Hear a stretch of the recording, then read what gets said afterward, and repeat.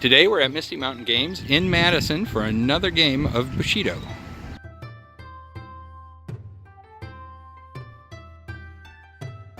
Hi everyone, thank you for joining us today, and we are playing Bushido once again.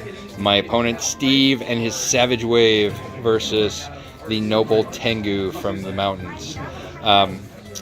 Our field today, I thought for once I would remember to actually tell the story rather than just the dynamics of what's happening, or the mechanics, I mean. So we have this kind of swampy ground with some high hills starting to form, and this area is close to where the Tengu roost. There's a Hakora, which you can see, I'll zoom in a little bit, right there.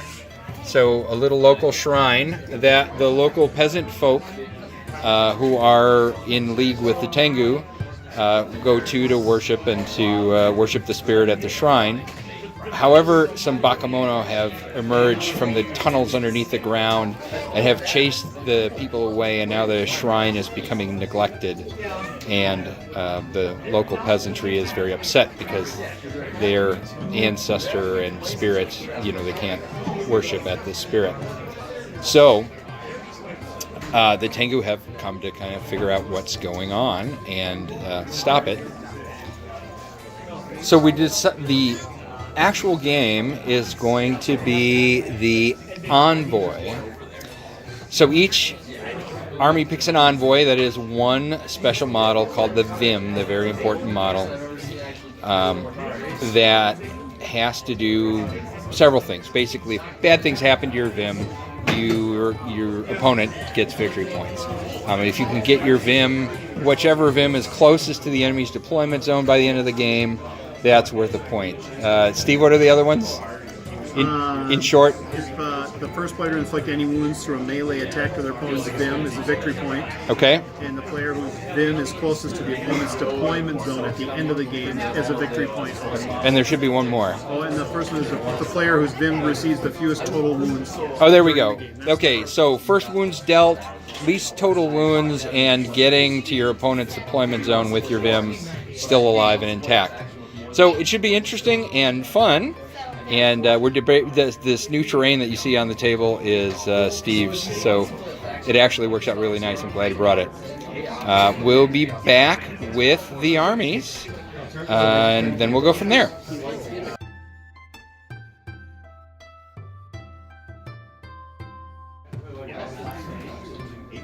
Here we go with the Tengu for the day. A little dark in here, sorry about that, against the white, but we'll work that out. So the Tengu army consists of a giant eagle, Itsubo, which is one of the newer Tengu models. He's a bodyguard. Kami of the West Wind, strong West Wind. My cleric Ryohobo. My all-encompassing man about town, jack of all trades, Terobo. Katenbo, my samurai. Zenkibo, my spearman, and I am running the Wind Watcher's theme, which gives me a couple of minor buffs, which I like, and I had 1 point left over, so I got Spirit Trap. In essence, it gives me an opportunity to stop a key feat from my opponent. So there we go. That's what the Tengu look like for today. Let's go see what the Savage Wave is up to.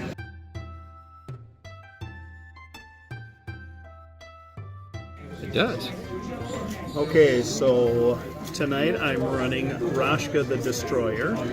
I just finished painting him the other day. He's a monster of a guy. We'll see how he does tonight. The next up is Zuba, the All-Seeing. I've run him only one other game before. The next up is the Bakemono Bushis with their combi attacks, and then I also have the Bakemono Spearmen, and then last but not least is little Wu Zhang, and we'll see if he does a little bit better this time than the last game. And Wu Zhang was the first model you painted for this, right? All right, so there is your Savage Wave. All right, let's get to the game.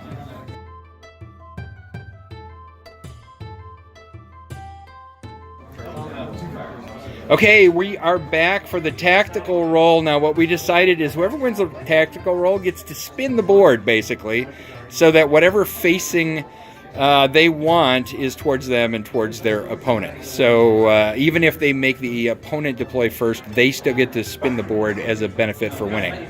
So, you ready? Ready. All right, let's do it right in the middle here by the Torii Gate. I have a 4, you have a... That is a 6. That is a 6, all right. So you get to spin the board, my friend. What do you want to do? Let me see here. Actually, I'm going to leave the board as is. As is, and do you want me to deploy first, or do you want to deploy first? I'll have you deploy first. All right, we'll see you after deployment.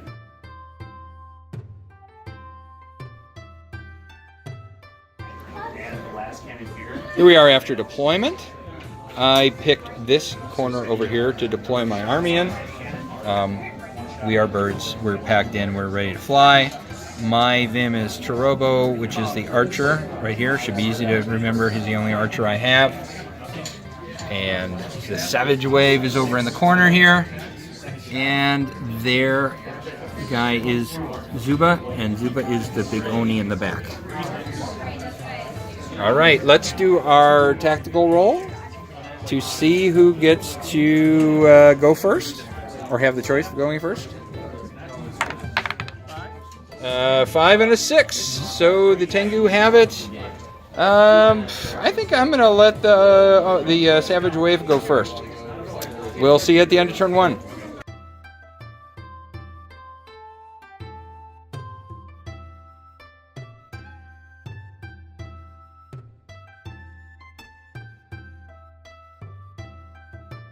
Here we are at the end of turn 1.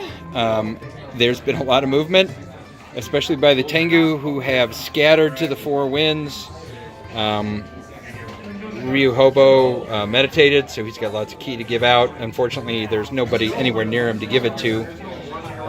The Giant Eagle and Katembo moved to the right, and the Mass moved over to the left, and then the Savage Wave is just plowing ahead. Not very complicated. Super Monster in the front, second Super Monster behind him, and then all the Bakemono bringing up the rear. Steve, you got anything to say for turn 1? Yeah, it looks like the Tengu are trying to outflank me on both sides. That does appear to be the case. We'll see how it works. We'll see you after the turn.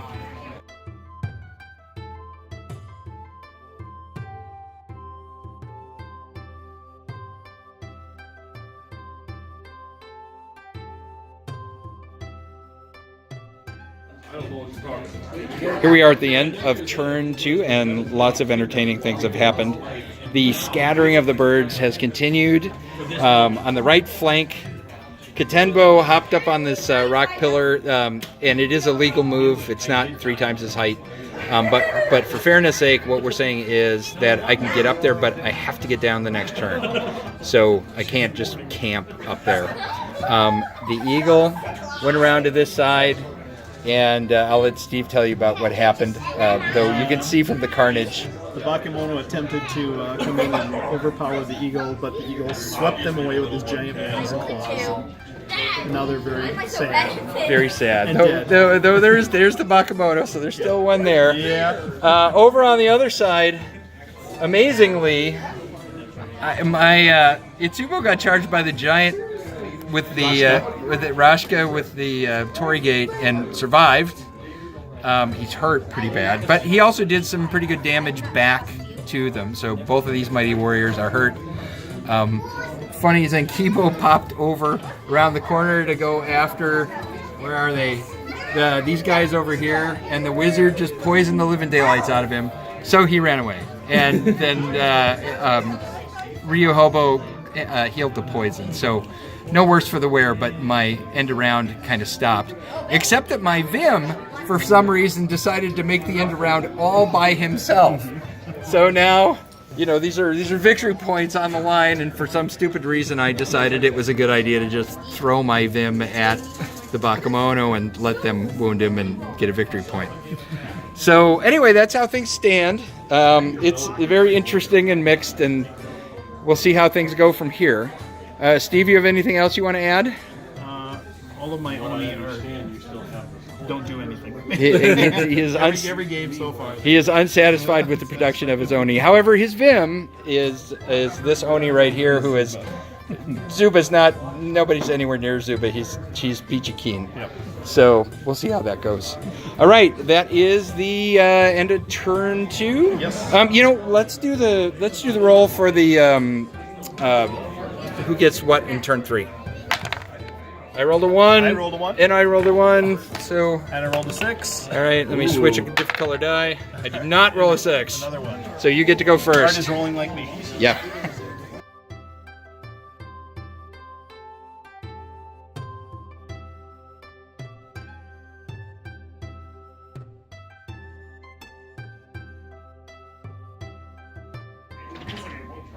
Here we are at the end of 3, and there are a lot less models on the table. Let's take a look at what happened. There's a lot less of my models on the table. Well, there's less of mine too. There's casualties. So, so it was pretty interesting. The little goblins just got slaughtered between the eagle and I did actually something that I knew I had the ability to do, but it never seemed to be a good situation. I took Katenbo, who has got the command ability, and I ordered 2 of my what do you call them? My Bushi. So he spends an activation, and 2 of the Bushi get to do something right away, and I used that to have Tarobo, who I'd stupidly run out in front of everybody else, hopped into the wizard and killed the wizard, and then hopped into combat with this guy and just kind of slowed him down, messed him up a little bit. I got lucky that I didn't take damage because it was still a stupid thing to do. And then on the other side, you can see there's a lot less of my models over here. Itsubo, who was holding up Zubo. He was in hand-to-hand with Itsubo? Yeah, Itsubo, and that didn't go well for Itsubo, and Zubo finished him off pretty quick. And then Tarobo, you could see, hopped over to where he is now, made Zubo turn around, and then Ryohobo, my cleric, was behind him, came up and hit him from the back. And Zubo just mashed everybody just about. However, I did put some wounds on him, and I was the first one to put wounds on the other person's Vim, so that was worth victory points. So for me, that was a sacrifice that was well worth it. So things are getting a little thin. Zubo is still there. He is totally unhurt. He's occupied with Zenkibo at least for half a turn. And then over here, it's me and a couple of Bakemono. So we're only on turn 3, so there's plenty of turns left for Zubo to cause all kinds of havoc. But at the moment, I am winning in the number of wounds done to the opposing Vim, 3-1. So if I can just keep my Vim away, I will eventually take the field. So we'll see how that goes. Steve, anything important you want to say that I missed? Well, as I'm slowly learning my tactics and what I should or shouldn't do, I think my games will get a little bit better for me.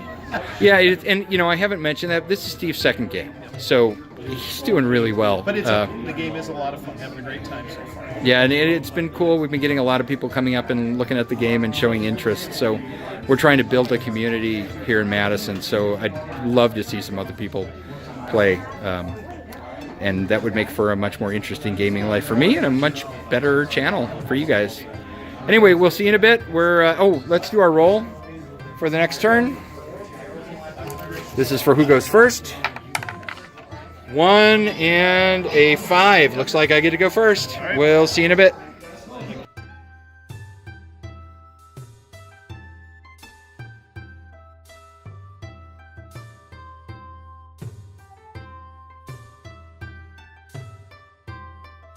All right, folks, here we are at the end of turn 4 and the end of the game.